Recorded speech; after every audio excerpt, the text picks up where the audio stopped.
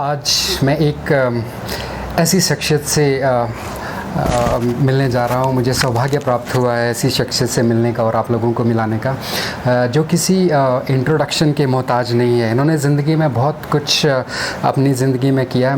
मैं आज फिर से ये कहना चाहूँगा कि ऐसे मौके ज़िंदगी में रेयर ही मिलते हैं जब हमें इस तरह के व्यक्तित्व से मिलने का मौका मिलता है। आइए मिलते हैं आज श्री नेगी जी से, जो यहाँ जिभी सराज से हैं। सर, मैं आपसे सबसे पहले तो आपका मैं धन्यवाद करना चाहता हूँ कि आपने मुझे वक्त दिया इस इंटरव्यू के लिए, और यहाँ को जो आपके पास ज्ञान का भंडार है पूरे बंजार सराज का, पूरे कुल्लू ज़िला का, बचपन से हम लोगों को थोड़ा सा रूबरू करवाएंगे मुझे। उसमें उस वक्त हमारे यहाँ जिभी में एक ही प्राइमरी स्कूल होता था पूरे इलाके में जी। सर गांव में। तो वहाँ के हमारे जो मुख्य अध्यापक थे बालाराम जी थे जी। बालाराम जी तो उसी गांव से थे, तो वो घर भी, वो स्कूल भी उनकी ही बिल्डिंग में था, उनकी बिल्डिंग में था। डाकखाना भी उनके बिल्डिंग में था, और सारा निःशुल्क चलता था। और तो 5वीं तक मैंने वहाँ पर पढ़े, 5वीं तक पढ़े।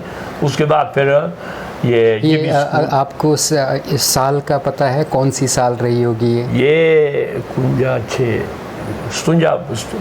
56 मैं आप लोगों को ये बताना चाहूँगा कि 1955-56 और आज हम बैठे हैं 2024 में। तो आप खुद ही अंदाज़ा लगा सकते हैं कि कितना ज्ञान का भंडार सत्यदेव नेगी जी के पास में है। और मैं फिर से ये बात मेंशन करना चाहूँगा कि मैं बहुत सौभाग्यशाली हूँ कि मुझे इनसे मिलने का मौका मिलता है। हम इनके सानिध्य में रहते हैं।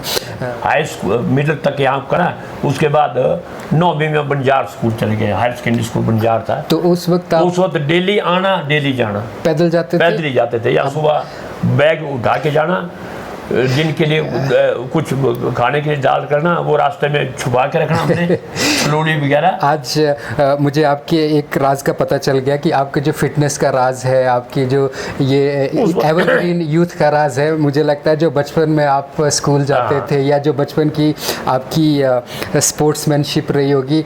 जिभी से बंजार 8-8.5 किलोमीटर, इनके घर से बंजार स्कूल लगभग 9 किलोमीटर हो जाता है। तो आप अंदाज़ा लगा सकते हैं 9 किलोमीटर अप और डाउन बंजार, तो ये 18 किलोमीटर का सफ़र डेली हो जाता था। और मेरे को लगता है उसके आगे पीछे भी आप स्कूल घर पे काम करते हो, पानी बाल्टी आनी या कुछ लकड़ी तोड़नी, लकड़ी फाड़नी, लकड़ी जंगल से छुट्टी के दिन तो लकड़ी लानी, मतलब माँ के साथ काम करना, खेतों में काम करना। वो भी एक दौर आपने देखा है। मैं भी कहीं ना कहीं इस चीज़ से रेलेवेंस देखता हूँ, क्योंकि जब भी मैं पढ़ता था, हम लोग भी, हमारा तो स्कूल काफ़ी नज़दीक हो गया था।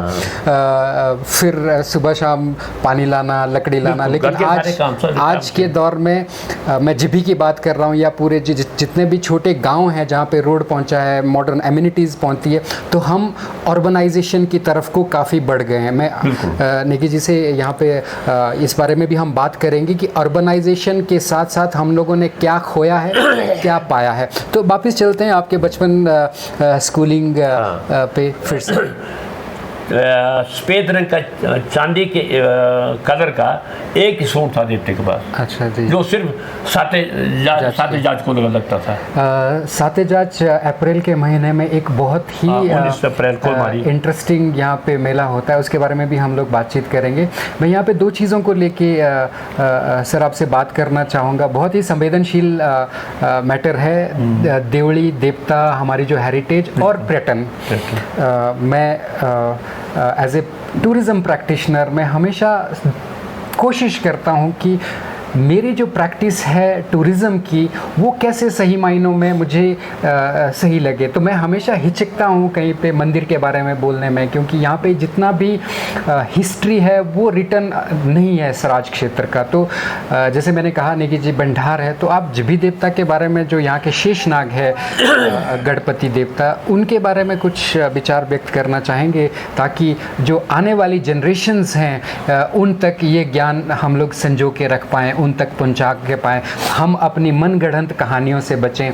जो हमारे बुज़ुर्गों के पास इसका गूढ़ ज्ञान है वो हम तक पहुँचे और हम उसे संजो के आगे वाली जनरेशन तक पहुँचाएँ।